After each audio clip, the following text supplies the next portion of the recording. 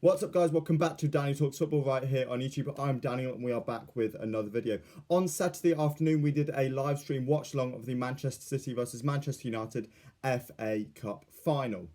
Now, within this, we spoke about a lot of things, including the topic that you are going to see in today's video. If you do enjoy the video, make sure to like the video, comment down below, and also subscribe to the channel. There may be a couple of awkward cuts at times. If so, I do apologise. I've tried to take out the times when we spoke about the game because obviously you don't care about that at this point.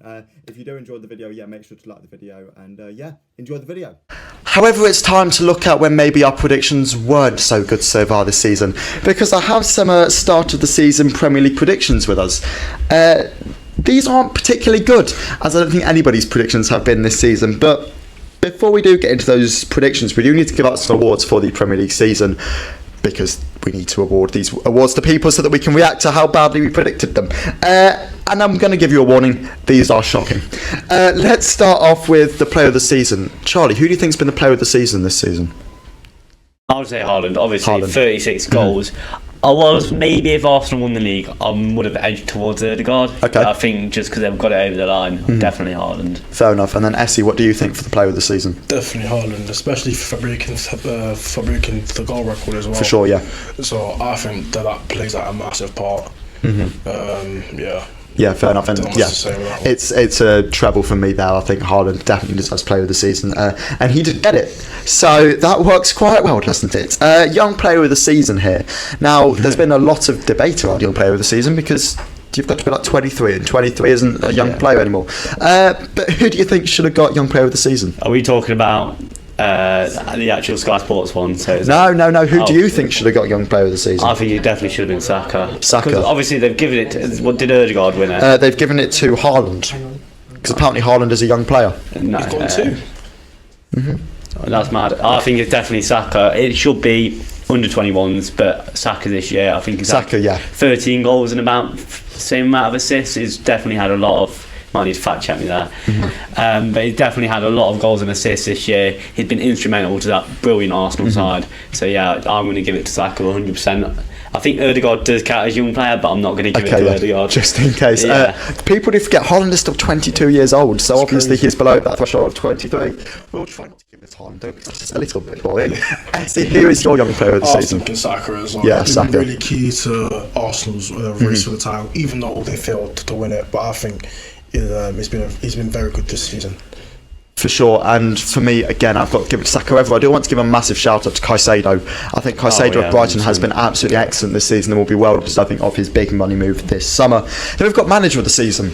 Now, there was a lot of contentious debate around the managers who are up for this award, with a lot of people believing certain managers who weren't included in the awards race should have been in there. But who do you think is the actual man of the season? And please don't say Pep, because that is really boring. Steve Cooper. Steve Cooper, manager of the season. You've heard it all. I think I'm torn between De Zerbi and Gary O'Neill at Bournemouth. Okay. Obviously, Gary O'Neill at Bournemouth, he has been incredible, really. Because I don't think I've seen one prediction where Bournemouth didn't stay up. No, of course. And he went in there and he kept him up with 3 or 4 games left. But I will have to give it to De Zerbi. I think there's a bit of uncertainty when Graham Potter left Brighton, and he's just made him even better. Really he is very good. He can get the best out of players. Obviously, they play a lot of possession football, but I'm going to have to give it to De Zerbi. He's been class this For year. sure. And then Essie, who do you think should be the It manager of the really season? feels like we're all about to say the same thing. I'm not gonna Are you going to go for De Zerbi? The exact same thing, yeah. What he's done with that Brighton squad is crazy. You know, it's crazy. He's got them in Europe, a very young squad as well. Players from South America, all across the globe. Yeah, of course. He's taken some absolutely unknown players from out of nowhere and turned them into stars like nearly overnight, pretty much. And yeah, I think he's an amazing manager. So it was a great appointment from Brian. For sure. He's done really well. For sure, he's replaced Potter really, really well. I won't give it to him. I feel like it's a little bit boring considering the pair of you have. I'll go Arteta. I think Arteta definitely deserves a shout. Obviously, he had that Arsenal side at the top of the Premier League table for an awful long time, and they were really, really good up until everything collapsed. And I understand everything collapsed, but he had that side playing really, really well, and a young side as well. You know, there's not much experience in that group at all. I really do think that he deserves a shout of it at least. And if both of you have given it to De Zerbi, then I'll go Arteta. Overall, still De Zerbi. So doesn't matter, but I will give a shout out to Arteta, and obviously Gary O'Neill. Yeah. He's been exceptional with that Bournemouth side. I was still tipping Bournemouth to go down in March, to be honest. I didn't think he had anything to go for the full season, but he's been really, really good. So fair play to those three. And then we'll go to the surprise player who has surprised you in a good way. I'm having a look at the predicted surprise players here. They're not very good, but we'll touch on them in a second because SC have done really, really badly there. Charlie, who is your surprise player of the season in a good way? You know what? It's going to sound a bit weird, but I'm going to go Callum Wilson, because he scored 17 goals this campaign.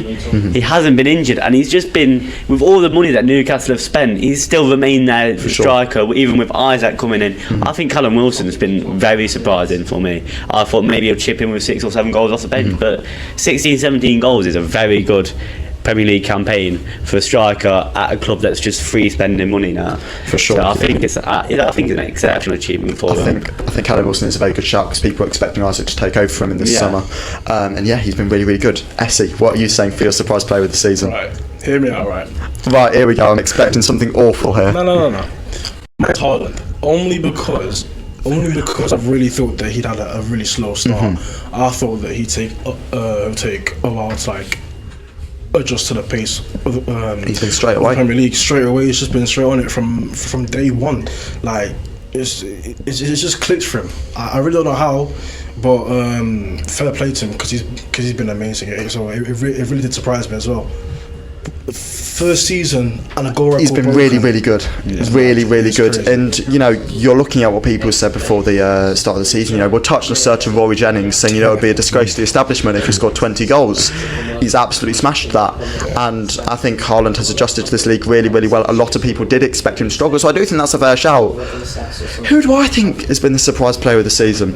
In a good way, of course. I'm going to have to give this to somebody like Caicedo. I think I will have to go Caicedo, just because nobody knew who he was. I'm sorry, if you ask somebody who Caicedo was at the start of the season, I would have no idea who you were talking about. I will say one thing though, Chelsea were in for him before Brighton. What players have been in for him?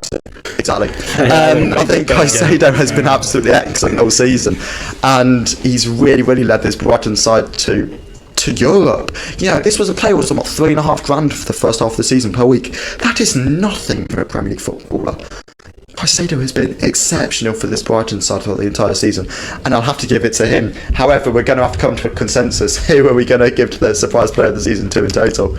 We've got Wilson, we've got Haaland, or we've got Caicedo. Who are we going to come to a consensus on? I know nobody's going to want to follow, but somebody's going to have to.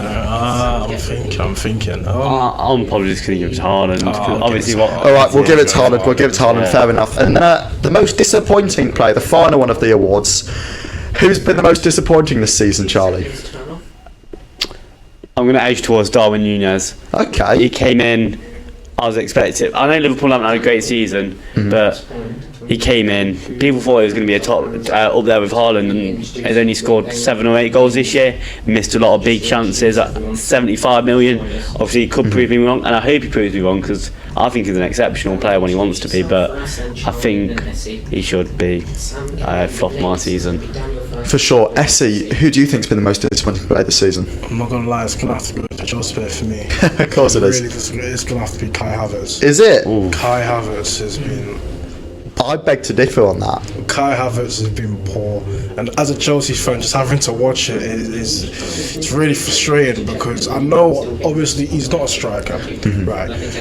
But it's like he doesn't even show the basics of a football. Yes, for sure. So it's like, I get you're not a striker, but there's certain things that obviously as a footballer you should know how to do, like simple take a touch, or a 5-yard pass.